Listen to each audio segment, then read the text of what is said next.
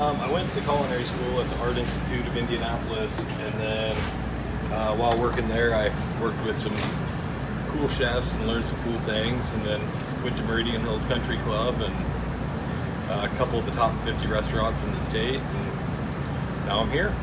I just like food. I'm a fat kid, and now I get to play with food every day.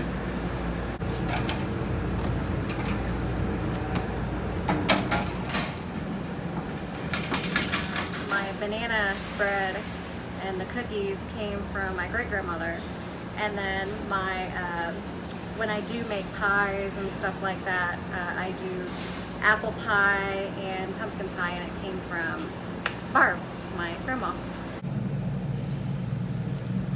Can't make me not be me.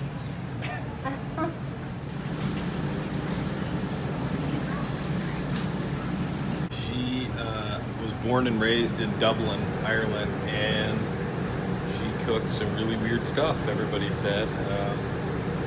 So haggis and other things that typically we wouldn't eat here, that was common over there, that my mom grew up thinking was just the oddest stuff ever. But she makes other stuff really, really good now, so. My mom, even being blind, is really good at cooking. She uses more smell and taste than she does anything, and she does really cool things that most people wouldn't think of because she can't see. His style of cooking, I would say, was probably more southern, because my grandfather, he's from Tennessee, and so that's where like he got his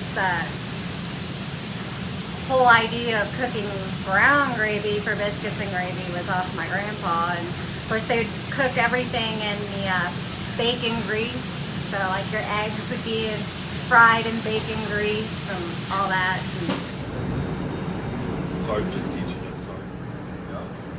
Do you have the fries down? He likes order. We were talking about orders, so you want to make sure you work the front tickets first before you do the back ones, because I'm not arguing. I'm just telling you your process. Wait until Mike leaves. Just like, let me tell you something about you that you don't know.